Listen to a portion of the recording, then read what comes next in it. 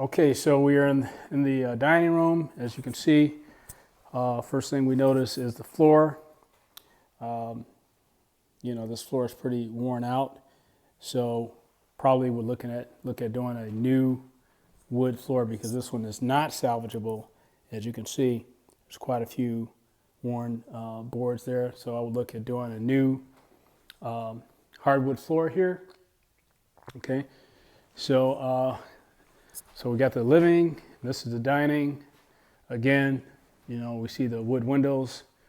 Definitely want to budget that in. That's going to be several $1,000s to replace all these windows because you're going to have at least 10 to 15 just on the first floor. We got 3 here, 3 in the front, large picture window, probably 1 in each bedroom. We'll take a look at those. Okay, so here in the dining room, of course, looks like plaster walls. I can see some cracks here.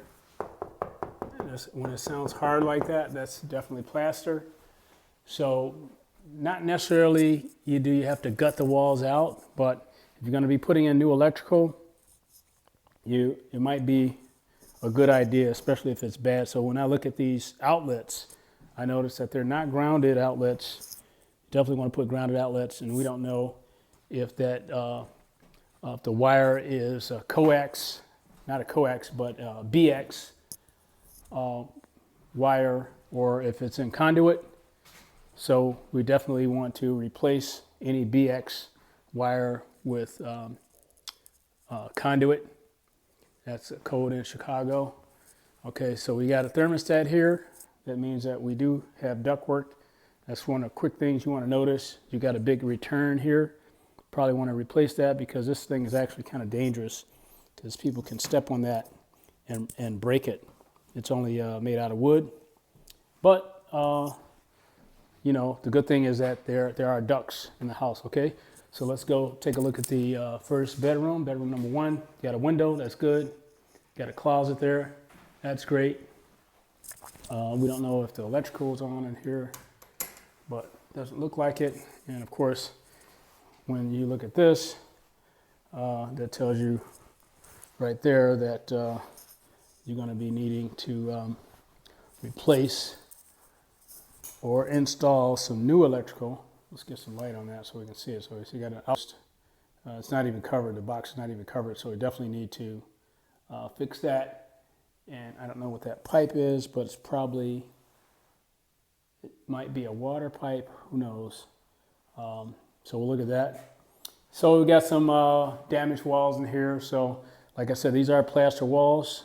So you might want to consider taking the plaster out, really, especially when you need to get to the interior of the wall so you can run new conduit. So that's bedroom 1.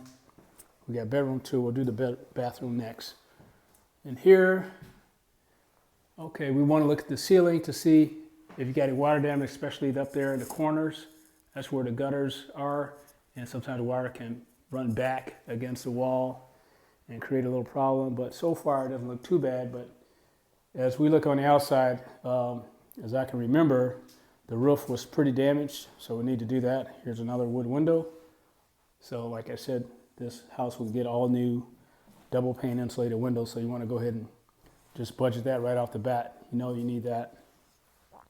These doors are pretty banged up. Sometimes you could salvage them, but to be honest with you, when you factor in the cost of the labor to salvage something, you might be better off just replacing it. So we want to factor in all new interior doors. That's something to do. And then, a trim package, you want to do new trim. Okay, so now we're back in the kitchen.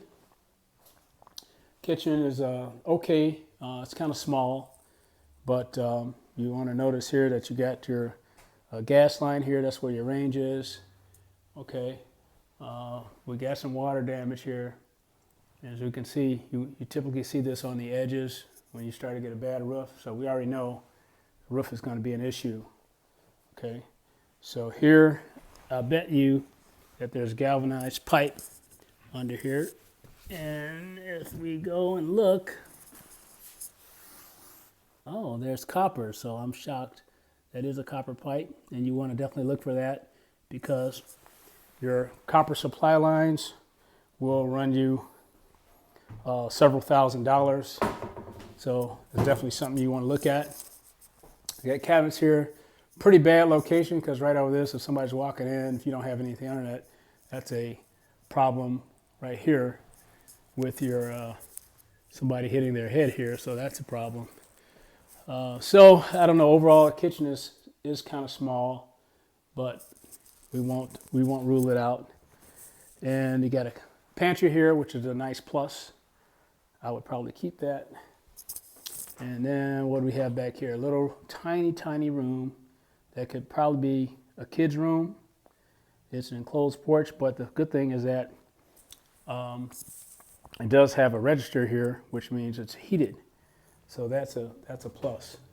Okay, I see you got security here for the door, which is really good when you got a vacant property to have something there, but definitely door. So another thing we want to think about is some of these are givens, like interior doors. We talked about that. We talked about the floor, doing that here, and exterior doors.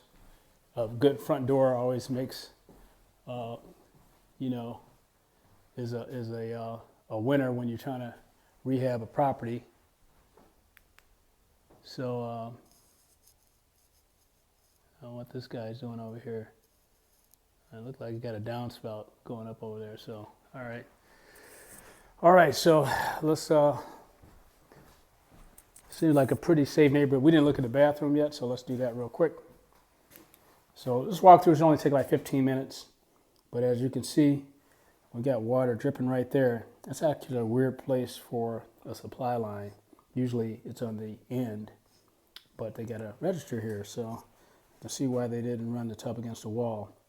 So that's something you probably want to think about reconfiguring, either that or building in a new wall. If you had 5 feet here, you could build a new wall and block that off. So the bathroom would need some reconfiguring. We don't want to look in the toilet. It's pretty nasty. But overall, we're looking at a gut out on the bathroom. So automatically, you're looking at about $4,000 to $5,000 on that.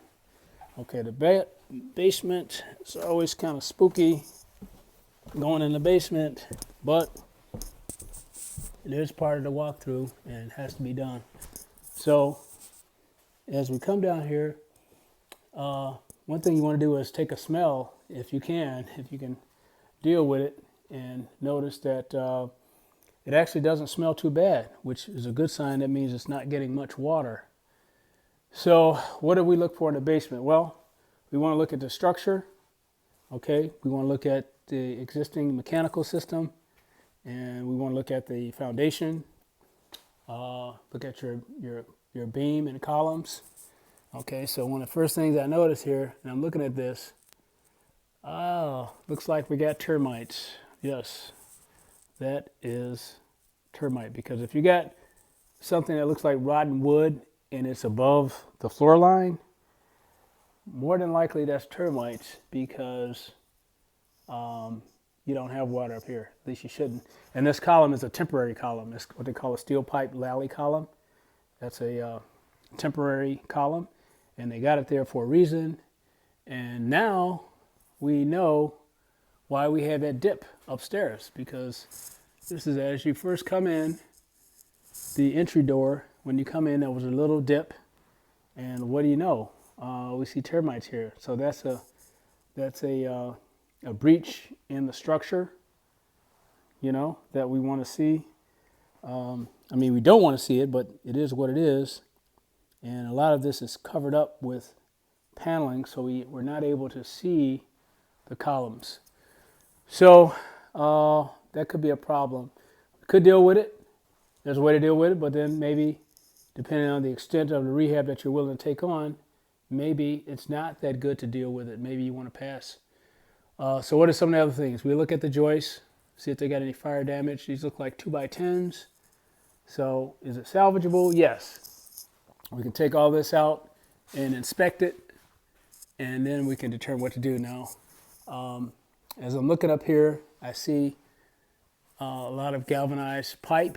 So like I said, this is a water pipe. and we probably will want to replace the supply lines with copper. Go back here further and see what we got. It's pretty dry, but some issues. So we got a sump pit here. That's good. I know it's getting kind of dark. And then another thing we notice is we do have a electrical panel there, older panel. So I would say we want to replace that. And this is what I was talking about with the BX cable. You can see we got a lot of BX cable here, the flexible BX cable coming out of the box. We want to replace that with conduit because you can only run that for short runs. And according to city code, it will not comply. So electrical, looking at putting in a new service panel and new conduit. So there's quite a bit of work here, as you can tell. And as I look at this beam, there's a big crack in it. It's not too bad, but the columns, the ones that are blocked up, are probably not that good. So overall, this house needs quite a bit of work. There's your stack, and there's a clean out, which is required to have a clean out at the base, although a lot of that is covered up. That's not too good. You got a water tank there. Yeah, not in bad shape. Could probably salvage that. Furnace probably could be salvaged too, but a lot of times when you do a gut rehab, you want to replace it. So I think we're pretty much done with the walkthrough here. So let's head back upstairs.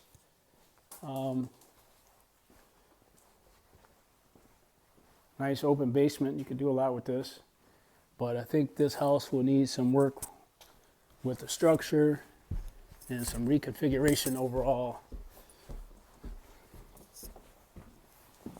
So that's pretty much it. Take a peek outside, but I might write this one off in terms of comparing to some others that we look at. I'm going to turn this around, edit this in.